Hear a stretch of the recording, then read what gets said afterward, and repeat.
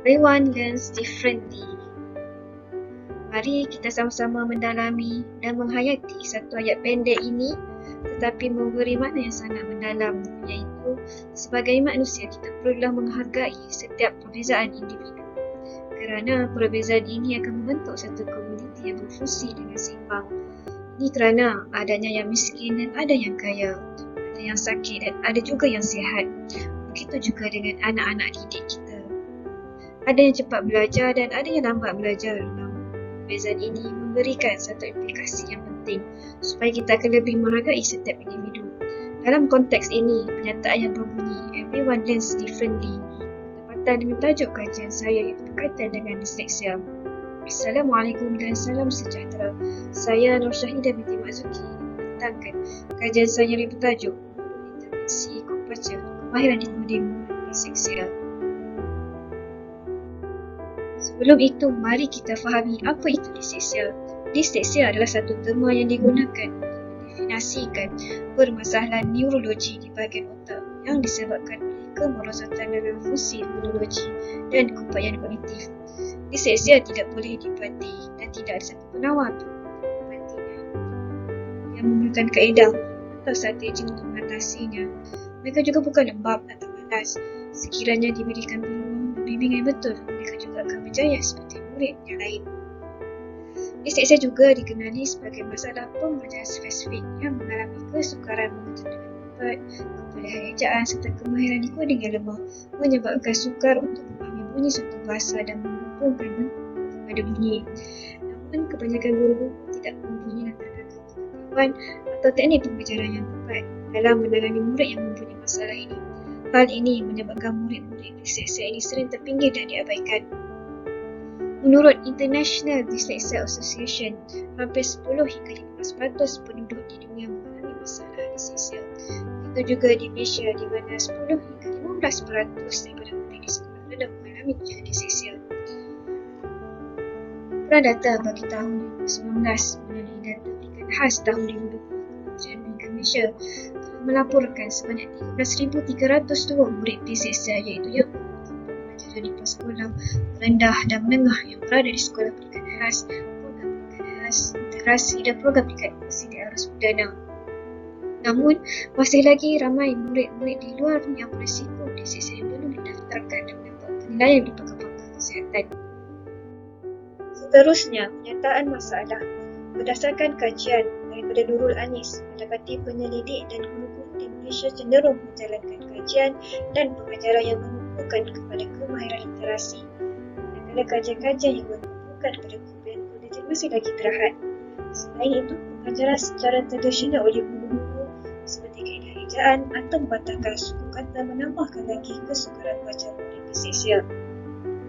Menurut Zalani, tahun 2014 pula menyatakan bahawa pemahaman yang terhad oleh guru-guru terhadap definisi dan masalah yang sebenarnya dihadapi oleh murid disleksia iaitu hanya terhad terhadap kesukaran dalam baca, menulis dan belajar. Pemahaman terutamanya dalam fungsi kognitif masih lagi belum difahami dengan jelas oleh guru, menyebabkan kaedah pengajaran dan intervensi masih tidak mencapai objektif dan menyebabkan murid disleksia itu masih lagi ketinggalan. Oleh itu adalah penting bagi guru untuk lebih memahami punca dan faktor sebenar masalah kesukaran baca murid disleksia. Murid disleksia berhak mendapat akses pembelajaran yang sesuai dan bukan menyamaratakan kaedah pembelajaran seperti murid yang lain. Murid disleksia perlu dilihat sebagai insan yang berbeza, namun mempunyai kualiti yang sama seperti murid yang lain. Mereka juga boleh berjaya seperti murid di arus perdana yang lain sekiranya diberikan bimbingan dan sokongan yang sepatutnya. Oleh itu adalah penting untuk dilatih dan memahami supaya murid disleksia ini tidak tercicir dalam arus pengajaran. Pengetahuan guru perlu ditingkatkan dalam menangani disleksia secara kognitif dan menjalankan intervensi yang sesuai. Objektif modul intervensi ini dibina adalah yang pertama, untuk meningkatkan pemahaman tentang fungsi kognitif dalam proses mengajar murid disleksia. Yang kedua, adalah sebagai satu reka bentuk pengajaran yang baharu dan komprehensif berdasarkan bukti dan kajian pendidikan. Yang ketiga, sebagai rujukan untuk kajian yang lebih mendalam di masa depan. Dan yang keempat, menyediakan platform teknik pengajaran yang lebih komprehensif komprehensif ikut kategori lisensi. Reka bentuk instruksional adalah berdasarkan model ini yang terdiri daripada 5 peringkat, iaitu Analyze, Design, Development, Implementation dan Evaluation. Pembinaan dan reka bentuk modul ini melalui beberapa peringkat penilaian. Pada peringkat analisis, kajian tinjauan telah dijalankan ke atas 42 orang guru pendidikan khas untuk mendapatkan maklumat tentang keperluan modul ini dibina. Hasil kajian mendapati keyakinan dan kesediaan guru masih tidak mencukupi untuk mengajar kemahiran membaca dan memerlukan kursus atau program yang dapat meningkatkan pengetahuan dan kemahiran. Seterusnya, modul ini dibina dan dirancang daripada dapatan kajian literatur dan perbincangan bersama pakar. Draft modul juga telah disahkan dan ditambah baik oleh 2 orang pakar bidang dan 2 orang pakar profesional. Draft modul ini juga telah mendapat kesahan yang tinggi daripada pakar iaitu sebanyak 88.85%. Modul ini juga telah dinilai kebolehgunaan daripada 7 orang yang mengajar murid di esensial. Hasil dapatan turut memberikan respon yang tinggi dan modul ini didapati sesuai dan boleh digunakan kepada murid-murid di esensial. Seterusnya, kelebihan dan keistimewaan. Kelebihan dan keistimewaan modul telah dibahagikan kepada 4, iaitu kekuatan, keaslian, peluang dan perbezaan. Kekuatan modul ini ialah menumpukan kepada fungsi kognitif dan kemahiran membaca yang sistematik, eksplisit, multisensori dan komprehensif berdasarkan bukti-bukti dan hasil penyelidikan. Manakala keaslian modul ini adalah berbeza kerana menumpukan kepada kaedah dan strategi yang menggunakan pendekatan secara kognitif yang dapat merangsang fungsi otak.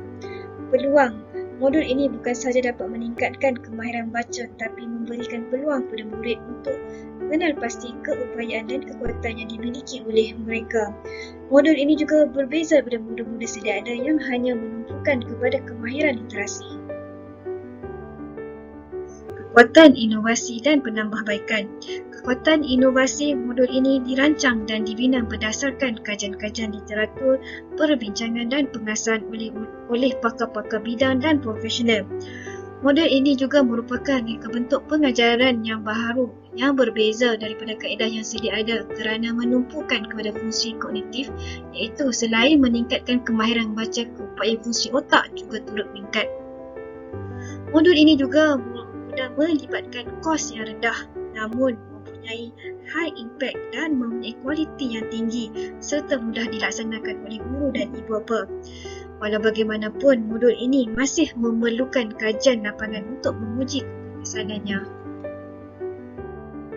Potensi komersial dan pengetahuan boleh diberikan kepada pihak KPM, JPN dan PPD dalam memberikan kursus-kursus dalam perkhidmatan untuk meningkatkan tahap profesionalisme.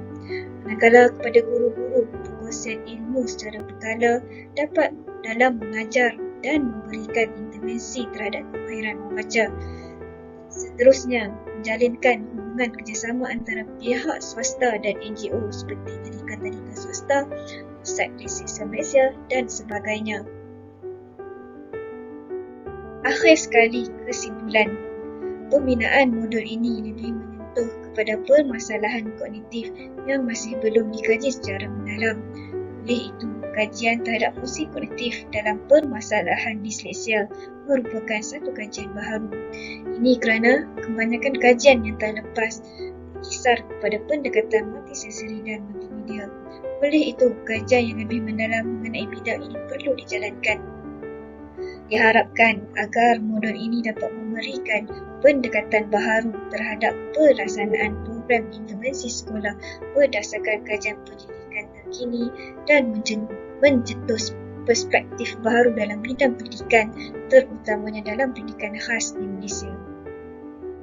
Sekian, terima kasih.